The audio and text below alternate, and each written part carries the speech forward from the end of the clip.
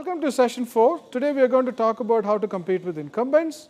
Before we talk about how to compete with incumbents, let me recap where we are in this course. In session 1, we spoke about how to recognize opportunities.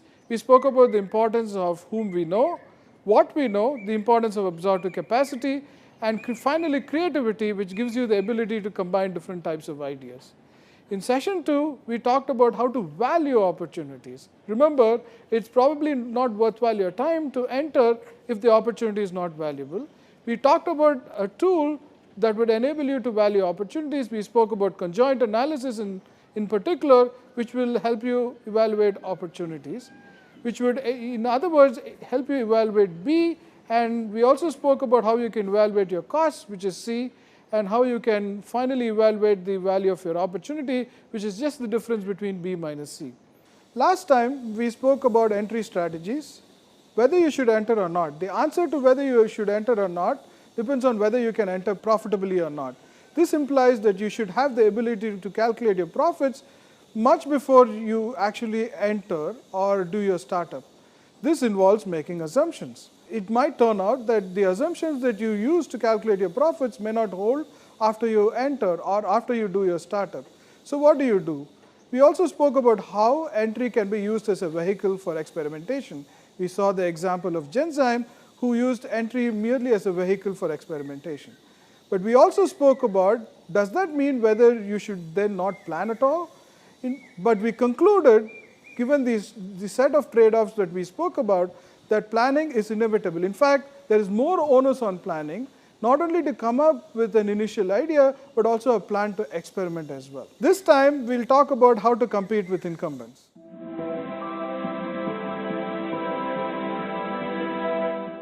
Here is what we are going to do today. We are going to first talk about facts that point in the direction that incumbents in most industries do much better than startups. In other words, startups just don't do as well as incumbents. We are going to talk about some of the reasons as to why that might be the case. And finally, we are going to talk about Sun Microsystems and Vinod Khosla and see how he came up with strategies to compete with incumbents.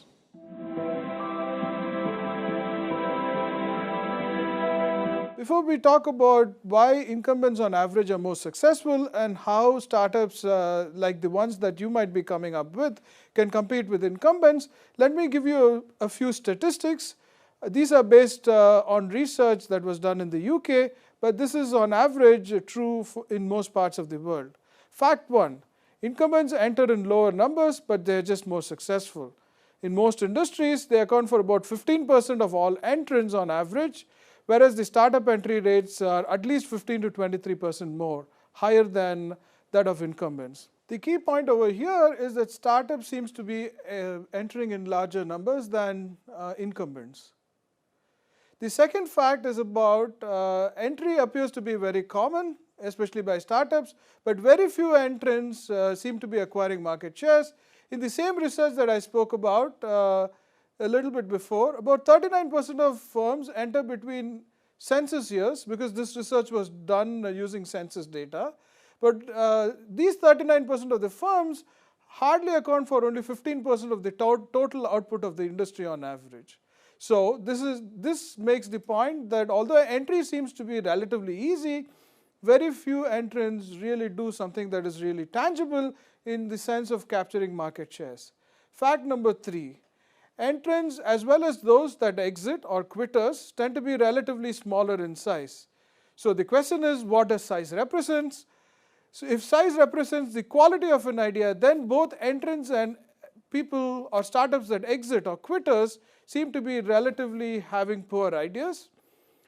Both the firms that exit seems to be capturing very less market share as well and are less productive. Startups with prior experience not only enter in larger numbers, but they also appear to be doing better.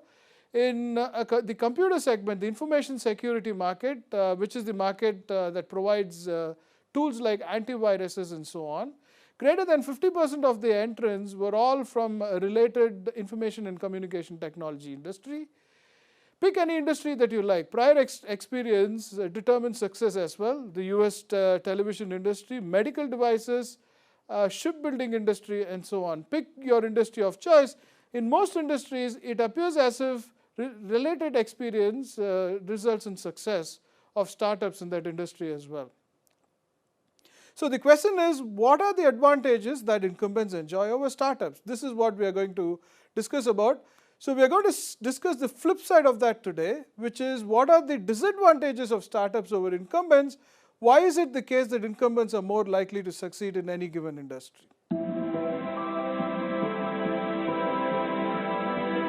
Here are two main reasons. First, startups face liability of newness. Incumbents have accumulated prior capabilities, which we refer to as routines or experience that makes them successful. As startups, you may not have these same kind of prior capabilities or routines or experience. This might be one of the reasons why incumbents are relatively more successful in any industry. Incumbents may also enjoy trust. They might have established clienteles, establish relationships with suppliers and so on. As startups, you may not have the same kind of relationships. And finally, incumbents might have an advantage of size. We will discuss about why size is important as we go along. Let me elaborate on the liability of newness point first. New firms are more likely to fail because they lack the routines that the incumbents might have. As startups, you might have to learn new roles such as decision-making criteria, responsibilities, how to resolve conflicts between employees in the organization. Newer organizations have to get these skills by recruiting people from outside, which is time-consuming, and clearly it's something that the startups may not have relative to incumbents. The process of inventing new roles and structure to reward employees may also not be there in startups, whereas the incumbents might already have that in place. All of these might contribute to the liability of newness of startups, whereas the incumbents might have an edge over startups simply because they have all of these in place. Like we spoke before, startups might also lack the legitimacy in the eyes of the customers and suppliers. They may not have stable networks that the incumbents might already have. They might also have to develop the relationships of trust that incumbents might already have. All of this means that as a startup ages, it's more likely to survive, or its survival chances should be better. This also implicitly implies the selection process. That is, if the firm was bad, they might already have been weeded out, and hence a longer surviving firm should, in other words, be better. Now let me talk about the second point. What is the advantage that size confers on incumbents? The main point is the incumbents might just be producing larger output. This just means that they would have more incentives to do R&D for the following reason. They would have the ability to spread the fixed costs of R&D over a larger volume. So if a firm was producing, I don't know, 50,000 units of widgets, maybe they would have the ability to incur more R&D expenditure. Forget about amortization and fixed costs for the time being in case you don't understand those. But the main point over here is just the fact that since incumbents already have larger volumes, they have better ability to do R&D, and that is the advantage that incumbents have over startups. So larger output translates to more R&D. In most cases, it also that translates to lower costs and maybe higher quality. This is another advantage that incumbents might have over startups. So to recap, startups have the liability of newness, which means that incumbents are better than startups. And the second reason is incumbents might have the benefit of size, and size confers better ability to do R&D, which in turn implies lower costs and maybe higher quality of products.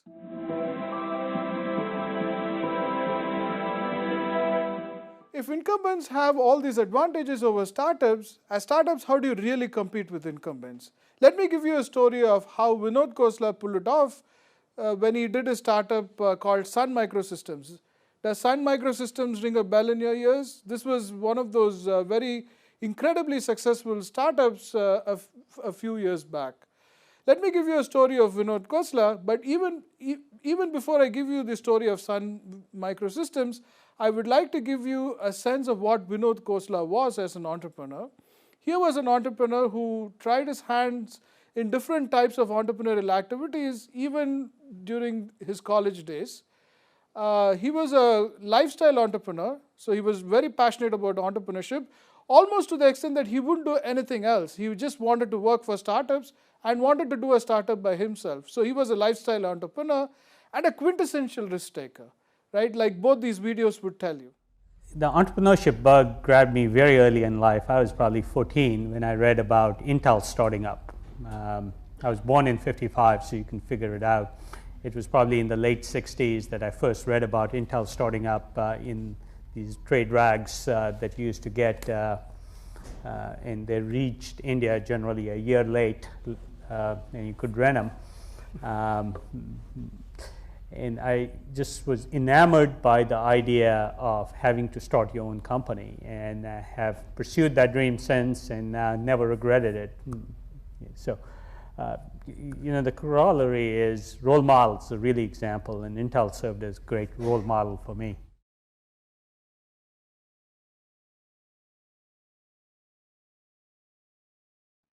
It was, how old were you? 27? Yes, 27. And how old was Bill and Andy and Sky? We are all about the same age, all within a year of each other. Yeah, okay. So he says, quote, "We had big dreams. When I was hang gliding, I remember seeing this motto, quote, success comes to those that dare to dream dreams and are foolish enough to try and make them come true," unquote. You have to try to do something extraordinary, because unless you try something extraordinary, you won't ever do anything extraordinary. Did you really say that, or is that Absolutely. Harvard case writers? Yeah. No. You still believe in that philosophy? I absolutely still believe in that. Do you all still of that, by the way, is I don't hang glide anymore. Yeah, I was going to say, do you still hang glide? I don't hang glide anymore, though I am going to pick it back up again this summer. Or at least pick up skydiving, if not the hang gliding. My wife, I made the mistake of taking my wife skydiving, and she forbid me from ever going skydiving again. I just like to see the Kleiner Perkins partners' faces when you tell them that. Well, I have a stronger reason. My daughter just turned 12, who just turned 12, wanted to learn skydiving, and 12 is the minimum age, so I promised her I'd take her. Okay. So my wife can't say no. You always want a good excuse to do what you really want to do. But that quote is really important, because you really need to stretch. You know, like I said, entrepreneurs don't have the right to do what they get. Right? It's not a right, it's not even reasonable. And so trying something extraordinary is really important. And then what's equally important is this level of foolishness that that quote talks about. That's not my word, it was at the end of this movie on hang gliding. Because if you sort of do the rational thing, you wouldn't, doing a startup as 27-year-olds, try and take on IBM in debt. It's just not reasonable. You just have to have that belief in yourself and a level of naivete, because you don't really need to know what you can't do. Because once you come within the reasonable domain, you will be constrained by your belief about what's reasonable. It's really important.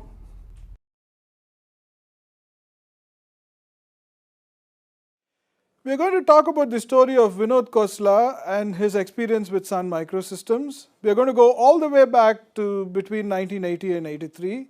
Vinod Khosla starts Sun Microsystems to manufacture workstations for sort of these modern youth who may not know about workstations.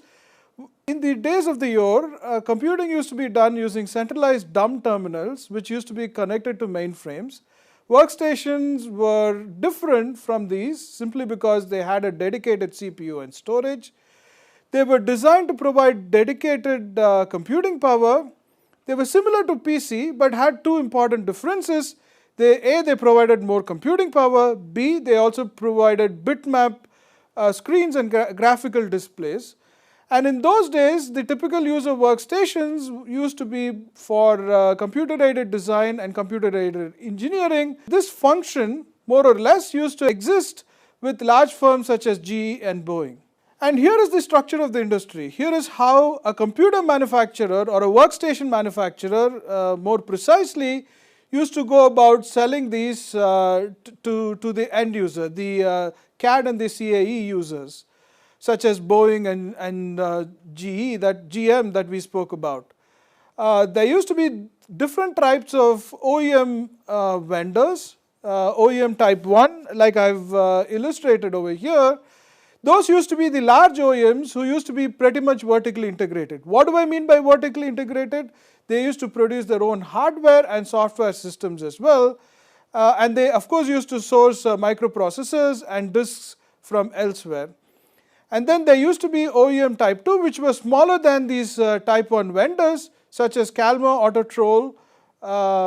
They pretty much were not as vertically integrated as the type 1, in the sense that they used to source these workstations from elsewhere, but they merely used to do the software alone.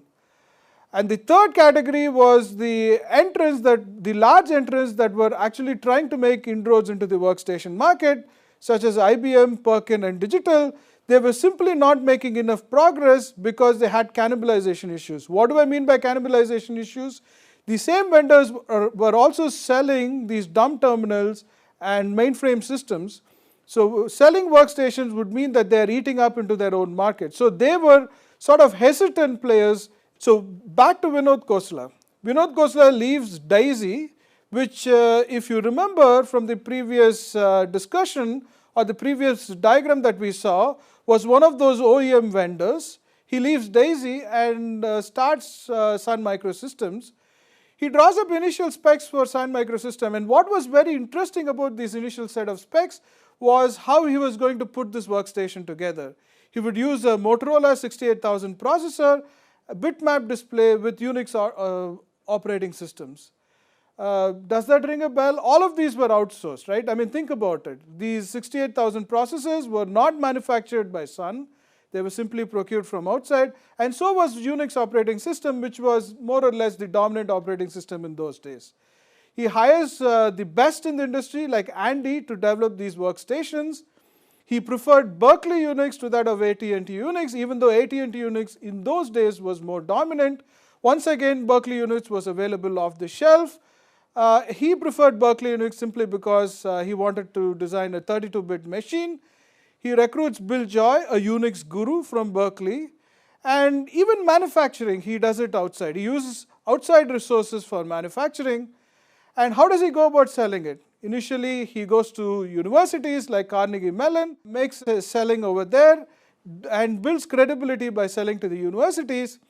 And he finally ends up cracking the segment that he wanted to sell at, the likes of the GE and the Boeing, through a company called Computer Vision. If you go back to your block diagram, you would see that Computer Vision was one of those OEM type 1 firms, and he built credibility through initially selling his product to Computer Vision, which initially helped him build credibility with the likes of GE and Boeing.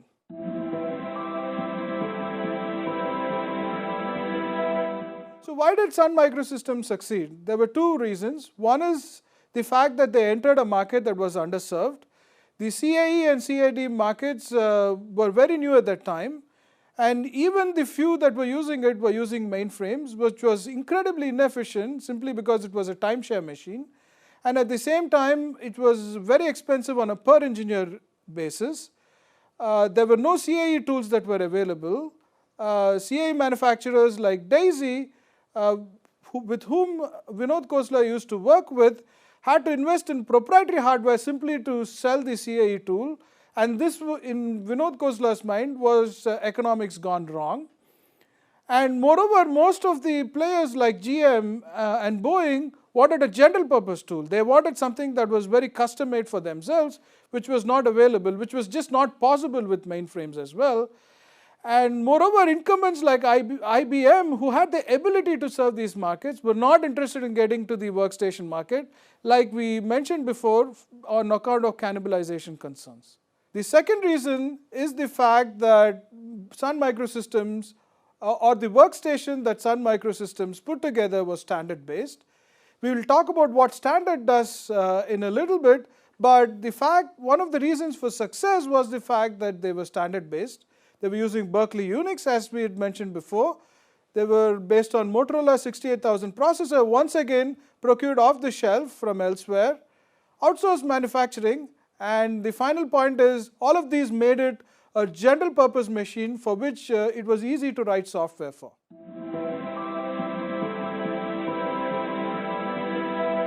So what are the key takeaways from Sun Microsystems and Vinod Khosla? First, startups face liability of newness, as we discussed before. They lack the legitimacy in the eyes of potential customers, suppliers, and even employees for that matter, simply because they haven't developed relationships of trust, such as that of customer relationships. They don't have proper incentives for optimal employee performance, which the incumbents might have.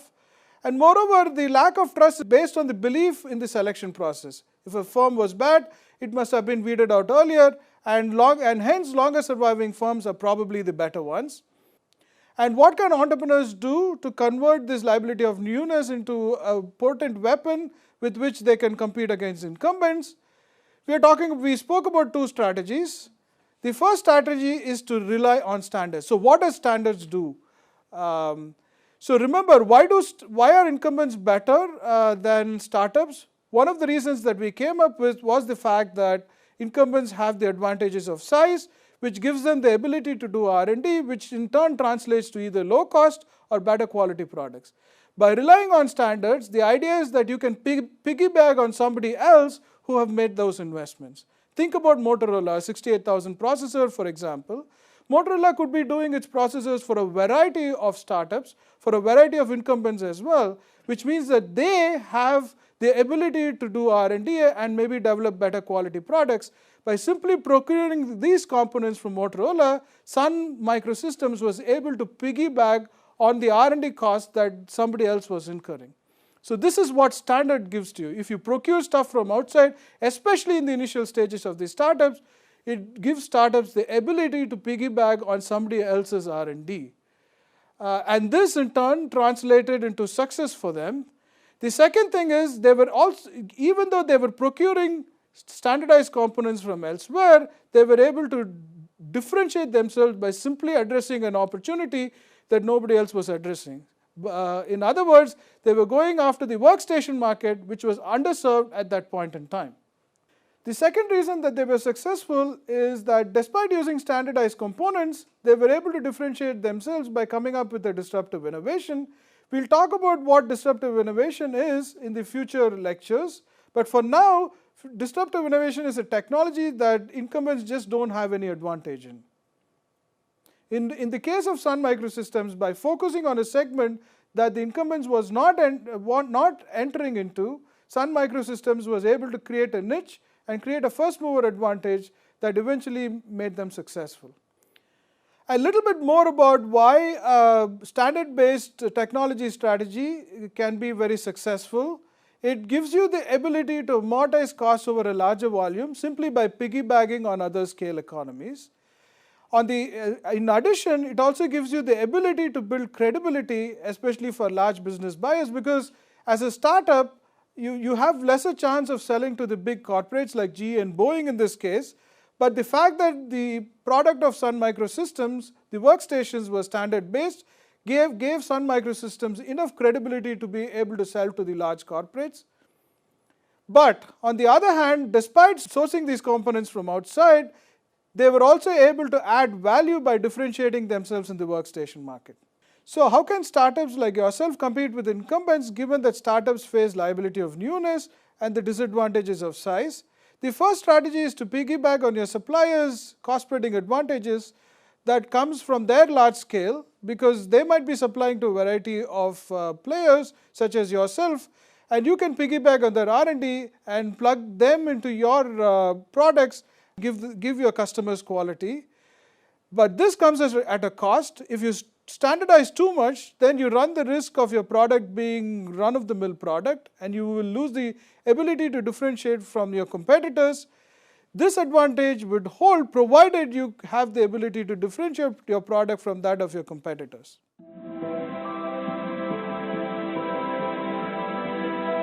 To summarize, here is what we did today. We looked at two reasons as to why incumbents typically outperform startups. The first one is related to liability of newness. The second one is related to advantages that size confers on large firms, which is the ability to do R&D and the ability to minimize costs as well as provide high quality products. So what can startups do? What did we learn from Vinod Khosla's example as to what startups can do to effectively compete against incumbents? They can use technology standards, They can use standard-based components. Standard-based components just gives you the ability to piggyback on somebody else's R&D efficiencies, which would in turn enable you to either offer your products at a lower cost or make high-quality products as well. This would also enable you to establish credibility with your consumers, but all of this is true, and this would work to the extent that you're able to differentiate yourself from those of other startups, because using standard-based components can also defeat your competitive advantage. So one strategy that would work to effectively compete against incumbents is using standard-based components, your technology strategy, which will work provided you have the ability to differentiate yourself. Next time, we will talk more about competing with incumbents in the sense of we will see how to identify the blind spots of incumbents and how startups can effectively take advantage of those blind spots.